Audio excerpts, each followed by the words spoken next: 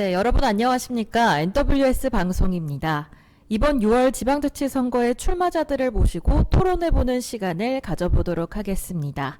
먼저 구리시장 예비후보 권봉수 의원님 모셔봤습니다. 안녕하세요. 네, 안녕하십니까? 네, 시청자분들께 간단하게 자기소개 부탁드립니다.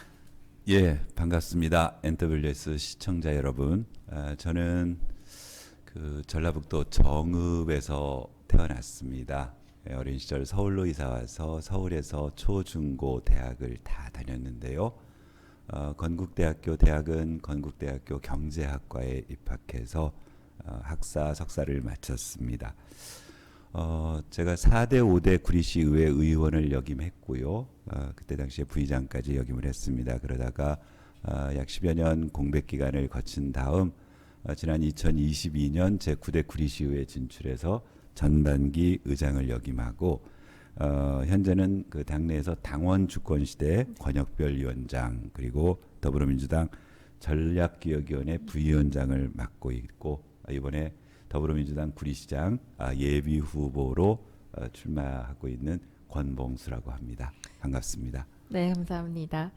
현재 구리에는 여러 현안들이 쌓여 있는데요. 네. 이 중에서 가장 중요한 현안은 무엇이라고 생각하실까요? 예, 우리 저 진행자님 말씀대로 구리에는 현안들이 무척 많습니다. 지난 4년 백경현 시장의 구리시 서울 편입론으로 촉발되어져서 그 GH 경기주택도시공사의 구리 이전 절차가 중단돼 있는 상황, 또 구리 교육지원청 신설 문제, 그리고 경기도와의 그 대화가 단절된 문제, 뭐 이것도 현안이라고 할 수 있겠고요. 또 하나는 그 GTX-B 갈매역 정차, 갈매 IC 등 그 갈매동의 교통 인프라와 관련된 문제들이 시급한 현안으로 보여집니다.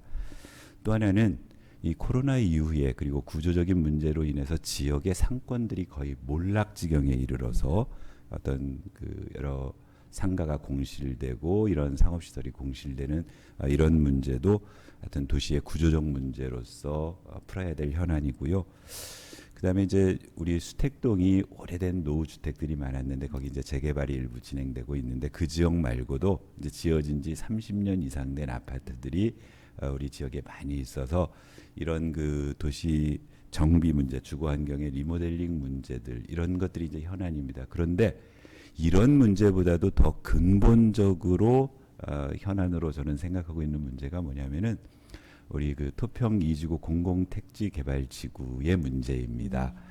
그 우리 토평 구리 시민들의 오랜 현안이었던 그리고 뭔가 시의 미래를 책임질 수 있는 부지로 생각되었던 그 토평동에 국가에서 공공주택지구로 지정을 해서 지금 개발이 시작되고 있는데 이 지역이 결국은 앞으로 구리의 미래를 생각하면서 개발되어져야 된다. 그게 현안이라고 저는 생각을 하는 거죠.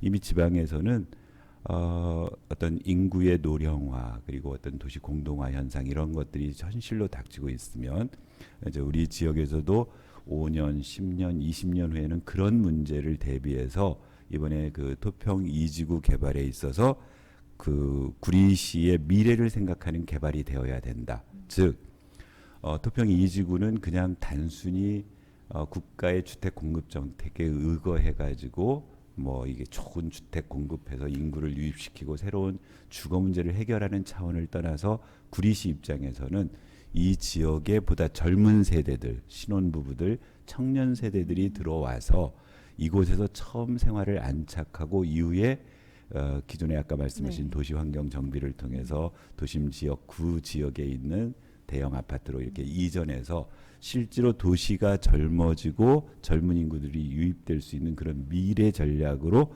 토평이지구를 개발하는 일, 그것이 저는 아주 가장 시급한 현안이라고 생각하고 있습니다. 네, 토평이지구 개발 사업에 대해서 구체적으로 말씀해 주셨는데요. 네. 민선 8기 시정에 대해서는 그러면 어떻게 평가하실까요? 이제 돌이켜보면 4년 전 선거 때요. 제가 속한 더불어민주당에서는 그 시장을 빼앗겼습니다. 네. 그러니까 그저 우리 민주당 출신의 시장이 하고 있다가 시장을 빼앗겼고 이제 그야말로 사력을 다해서 그나마 시의회에서 우리 더불어민주당이 이제 다수당을 차지하는 여소야대의 구조를 만들었어요. 그래서 저는 사실 그 의회에 다시 입성하면서 그리고 전반기 의장을 맡으면서 당연히 여소야대 상황이라면 시장께서 어떤 대화와 타협 그리고 어떤 시민들 간의 교류 이런 것들을 하지 않으면 사실은 정책을 제대로 할 수 없기 때문에 그런 부분들을 기대를 했어요. 그런데 돌이켜보면 그야말로 4년이 뭔가요? 독선, 독주, 불통 뭐 이런 것들로 점철되어졌다고 생각을 합니다.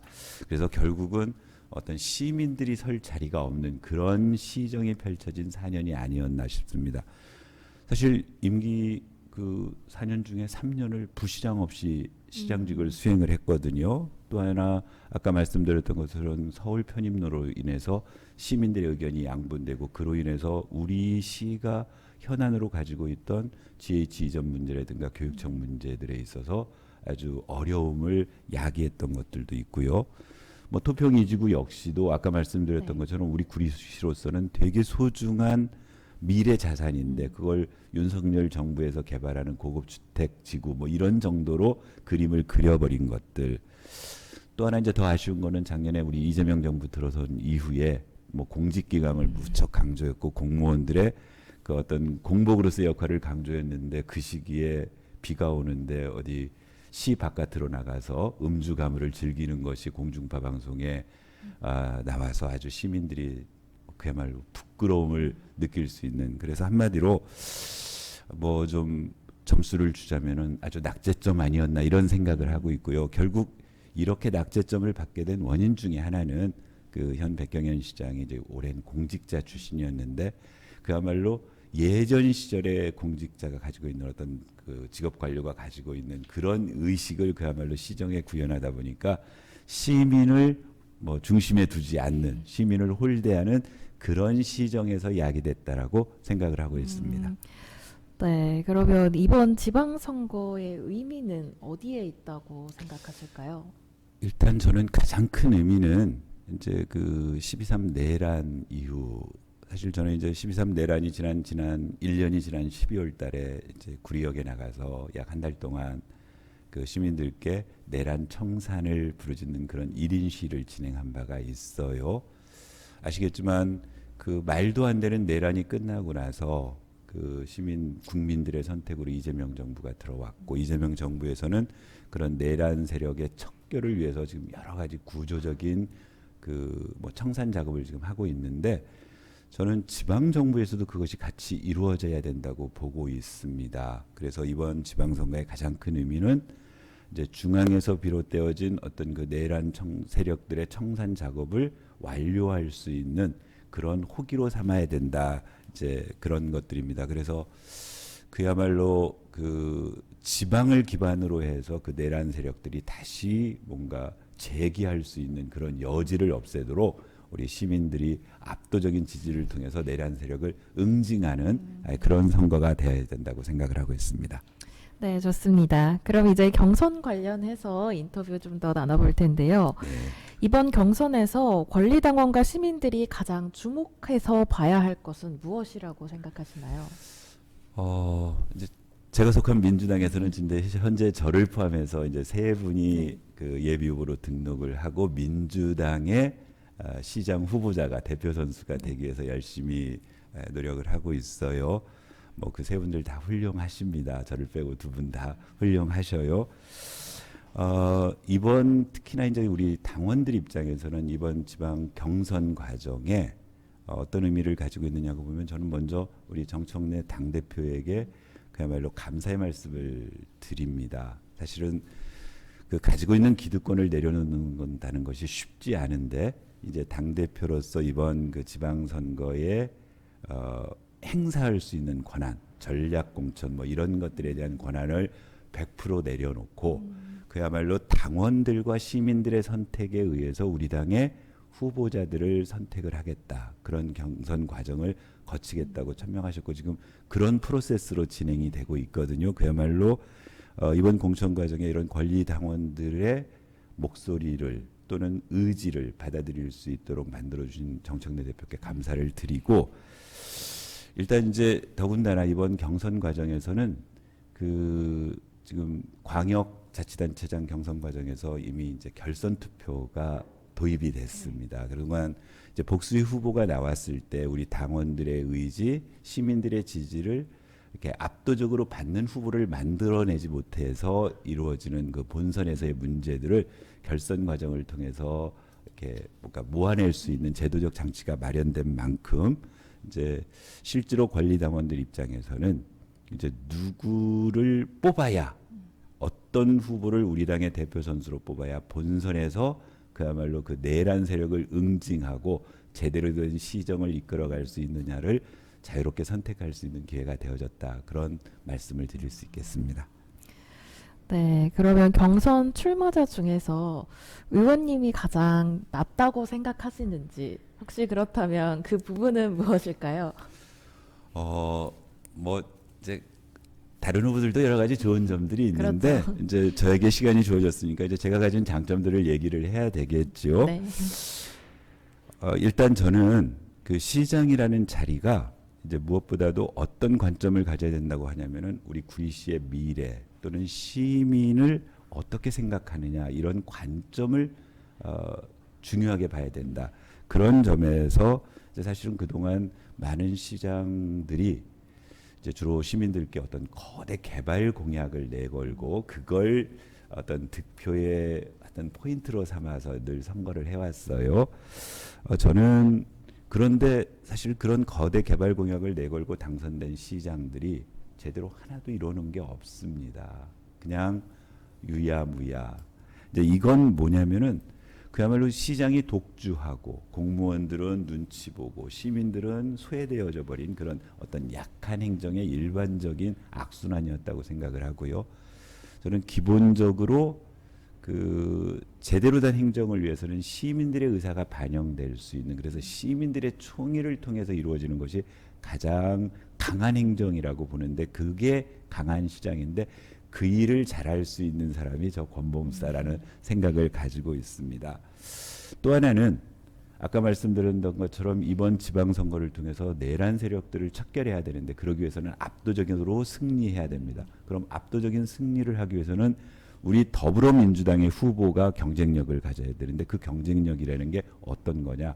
본선에서 과연 시민들에게 어떻게 어필할 수 있느냐. 예를 들면 사실은 흠결 없어야죠. 분명히 이제 본선에서는 네거티브도 막 이루어질 테고 하는데 그런 흠결 없는 후보가 있어야 된다.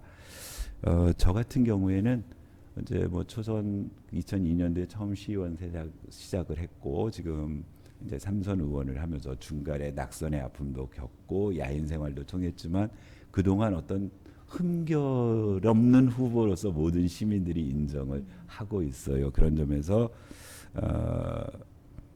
그 제가 가지고 있는 강점이라고 생각을 하고요. 또 하나는 이제 사실 경쟁을 한다는 것은 서로가 자제하지만 늘 후유증이 남기 마련입니다.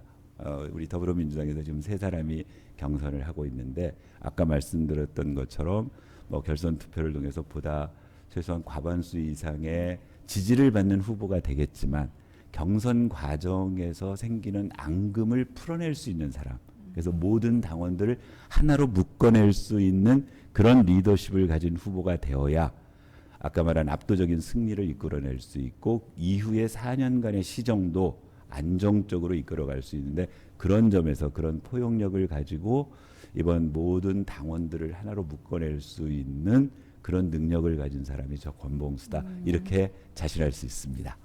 네, 크게 3가지 나눠서 좀 어필해 주셨는데요. 네네. 그러면 이러한 이유들이 의원님이 더불어민주당 후보가 돼야 하는 이유라고 보면 될까요? 네, 그렇습니다. 그래서 뭐 다시 한번 정리하자면 이런 거죠. 결국은 이제 우리 민주당의 가치 또는 그 우리가 지향하고 있는 목표가 뭐냐는 겁니다. 그건 늘 우리 김대중 정부, 노무현 정부 그리고 지금 이재명 정부에서도 일관되게 이끌어가는 것은 우리가 지향하는 어떤 그 절대적 가치를 가지고 그다음에 실용적으로 문제를 풀어나갈 수 있는 그런 리더십을 지금 요구하고 있고 시대가 그걸 요구하고 있거든요. 그런 점에서 권봉수가 가장 후보가 되는 이유라고 정리할 수 있겠고요. 이 사실 제가 95년도 여기 구리에 정착한 이후에 지금 한 30년 삶을 살면서 시민운동 또는 아까 말씀드렸던 것처럼 정치생활 시작한 이후에 일관되게 저의 정치 노선이 그런 점에 맞닿아 있다. 그래서 제가 민주당의 후보가 되는 것이 맞다라고 생각을 하고 있습니다. 좋습니다. 시민과 함께하는 정치 이거를 좀 말씀하고 싶으셨던 것 같은데요. 네. 그러면 공약 사항도 이제 질문을 보겠습니다. 음, 다른 후보와는 다르게 좀 눈에 띄는 것들이 있었는데요. 자세하게 설명해 주시죠. 예, 이제 뭐 사실은 공약은 지금 작업들을 이제 구체적으로 왜냐면은 예비 공보물 그리고 제가 우리 당의 후보가 돼서 본선에 진출하면 본선 공보물에 시민들께 구체적인 공약들을 이제 뭐 선보여야 되잖아요. 네. 그런데 제가 지난 2월 25일 날 출마 기자회견을 하면서 출마 선언문에 뭐 개략적인 제가 생각하는 시정, 제가 꿈꾸는 구리시의 모습들을 이렇게 말씀드린 바가 있습니다. 그게 현재로서 어떻게 보면 공약이라고 할 수 있겠는데요. 제가 첫 번째로 얘기했던 건 이런 거였어요. 현재 우리 구리시를 정확히 보면은 그 경기도 31개 시군 또는 전국에서 면적이 가장 좁습니다. 그리고 그 좁은 면적에 각종 규제들이 중첩되어 있어요. 그래서 실제로 어떤 도시를 새로 개발해 가지고 뭔가 그 도시의 패러다임을 바꾸는 것이 쉽지 않은 그러면 이제 결국 현재 살고 있는 삶의 모습을 어떻게 개선해 나가는가 이제 이게 가장 핵심이라고 생각을 해서 제가 첫 번째로는 그 시민과 함께하는 그런 행정을 해 나가겠다 그러면서 당장 제가 시장으로 당선되면 통상적으로 시장들이 주민과의 대화해가지고 가지면 미리 시나리오 다 짜가지고 질문자 선정해서 뭐 이 짜여진 쇼처럼 합니다. 저는 이제 그렇게 하지 않겠다. 우리 구리시에 있는 5개 역에서 퇴근길에 시민들과 함께 아무런 준비된 시나리오 없이 타운홀 미팅을 통해서 시민들이 요구하는 바가 뭔지, 시민들이 어려워하는 바가 뭔지 등등을 이렇게 수용할 수 있는 그래서 그야말로 열린 시정으로 시민들의 뜻을 받을 수 있는 그런 일을 한번 해보겠다 제가 말씀드렸고요. 또 그런 열린 그 시정의 일환 중으로 하나가 이제 시장이 임명할 수 있는 지방공사라든가 출연기관의 장도 그냥 단순히 제도 틀이 아니고 시민의 의사가 반영될 수 있는 그래서 인사청문회 제도를 도입을 해서 의회에서 인사청문회를 거쳐서 시민들의 검증을 받은 사람을 임명하겠다 이런 말씀을 드려서 이제 핵심은 열린 시정을 하겠다. 네. 그다음에 이제 두 번째가 뭐였냐면은 현재 저희 그 구리시에서 경제 활동 인구 중에 약 한 40%는 구리 바깥으로 출퇴근하는 인구입니다. 그동안 이분들은 낮에는 구리에 계시지 않아요. 서울이 됐든 구리 바깥에 가서 활동을 해요. 그리고 퇴근을 해서 오면 사실은 도시는 이미 멈춰 있는 거죠. 행정, 어떤 문화 이런 것들도 멈춰 있는 상황. 그래서 제가 꿈꾸는 구리시는 24시간 도시다. 서울 구리 바깥으로 출근했던 우리 그 40%의 구리 시민들이 구리로 돌아오면 문화, 복지, 뭐 여러 가지 재충전할 수 있는 시스템이 갖춰져서 그야말로 24시간 돌아가는 구리시가 될 수 있도록 하겠다. 그래서 제가 질의답변 과정에 심지어 야간 부시장을 임명을 해서 그야말로 이 행정이 야간에도 이루어질 수 있는 그런 시정을 펼치겠다. 이렇게 얘기를 했고요. 이제 또 하나 세 번째로 제가 얘기했던 거는 아까 말씀드렸던 것처럼 좁은 면적에 그 중첩된 어떤 규제 때문에 개발을 통해서 발전이 어렵습니다. 그런데 우리 구리시의 수많은 소상공인들, 자영업자들 이런 분들을 살릴 수 있는 방법이 뭐냐라고 생각을 했을 때 이제 외부에서 인구가 들어올 수 있게 해야 된다. 그러니까 유효 수요를 늘리도록 해줘야 된다. 이제 그 방법 중에 하나로 그 제가 그 마이스 산업을 얘기를 했습니다. 그러니까 토평 우리 이지구 개발 사업할 때 자족 부지에다가 우리 시에서 이제 코엑스나 킨텍스 같은 경우에 막 몇만 몇십만 단위의 행사가 아니고 중소규모의 작은 행사들 100명, 200명, 뭐 많아야 1000명이고 그렇지 않으면 한 500명 정도 그런 회의라든가 할 수 있는 컨벤션 마이스 그 작은 중소규모의 컨벤션 센터를 만들어서 우리 구리시에서 365일 하루에 그러니까 한꺼번에 5만 명, 5천 명이 오는 게 아니고 그건 우리가 감당도 못 합니다. 매일 하루에 500명, 300명이 구리에 들어와서 회의도 하고 여러 가지 행사도 진행하면서 그 인원들이 구리의 상권을 활성화시키는 그런 일들을 만들어 보겠다 했었고요.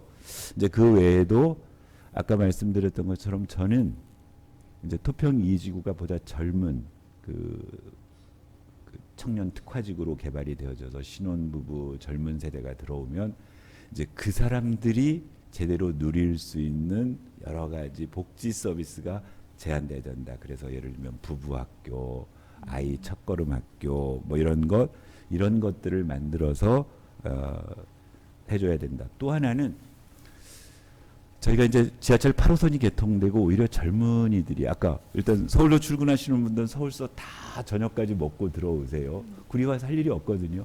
또 우리 젊은이들도 그 전에 우리 돌다리 상권을 이용하던 젊은이들이 다 지하철 8호선 타고 방이동이나 잠실로 나가버려요.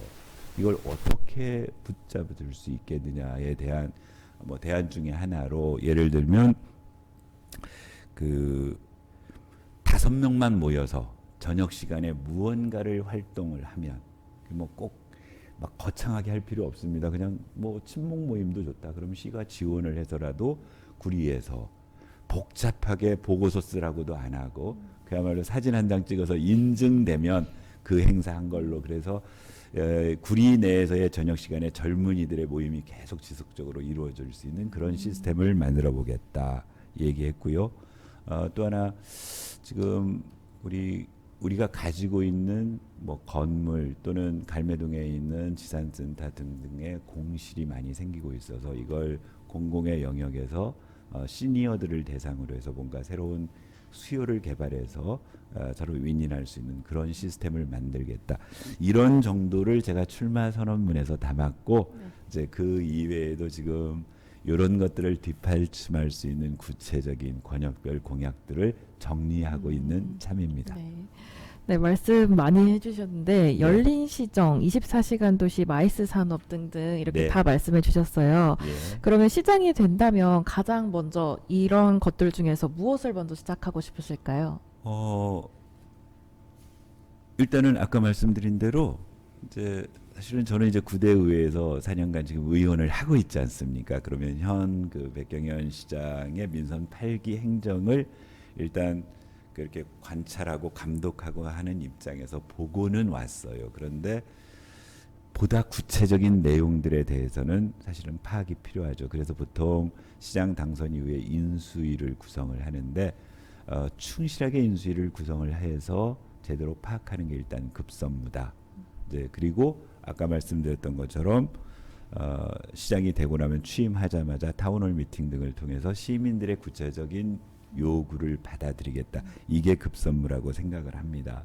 그리고 나면 이제 그런 시민들의 요구를 잘 감당할 수 있는 조직을 정비하는 것. 그래서 이제 실제로 그 시민들의 요구를 행정을 하는 게 우리 공무원들의 일인데 결국 공무원들은 최고 인사권자인 시장이 어떤 안정된 조직 원칙 하에서 원칙을 가지고 운영해줘야 일을 하는 건데 이제 그 동안에 우리 백경현 지난 4년간 백경현 시장 4년간에서는 그런 원칙들이 무너지고 이제 그로 인해서 공무원들이 사실은 열의를 가지고 일할 수 없는 구조적 문제가 있었다고 여겨지거든요. 그래서 그런 조직 안정화 작업, 그다음에 원칙을 세우는 문제 이게 가장 시급한 일이라고 판단을 하고 있습니다. 네, 감사합니다. 들어보니까 시민과 소통을 정말 중요하게 생각하시는 네. 것 같습니다. 마지막으로 권리당원 및 시민들에게 하고 싶은 말 있으시면 전해주시죠.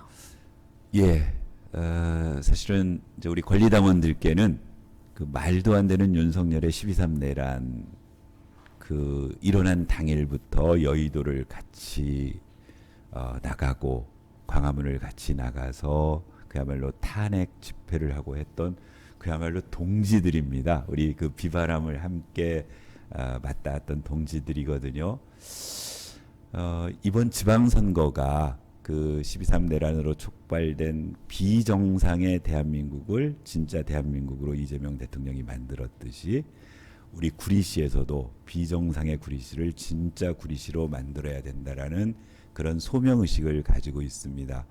여의도에 같이 갔던 느낌으로 또 광화문에서 같이 비바람을 맞았던 그런 느낌을 가지고 그런 시장을 우리 당원들께서 일단 뽑아주시는 게 중요하다. 또 우리 시민들 역시 지난 4년간의 구리시정이 그야말로 되는 것도 없고 아무런 성과물도 내지 않는 그런 지지부진한 구리시정이었고 4년간이 그냥 멈춰서 있었다면 이제 가장 안정된 틀거리를 가지고 효율적으로 일할 수 있는 그런 시장, 시민들을 하나로 묶어낼 수 있는 그야말로 화합형 리더십을 가진 시장을 선택해야 될 시기라고 생각합니다. 그래서 우리 당원 동지들과 시민 여러분께서 저 권봉수를 민주당의 시장 후보로 만들어 주시고 본선에서 꼭 시장으로 뽑아 주시기를 부탁드리겠습니다. 네, 오늘 인터뷰는 여기까지 마치겠습니다. 인터뷰 응해주셔서 감사합니다. 네, 고맙습니다. 네, 지금까지 구리시장 예비후보로 출마한 권봉수 의원님 이야기 나눠봤습니다. 시청해주신 여러분 고맙습니다.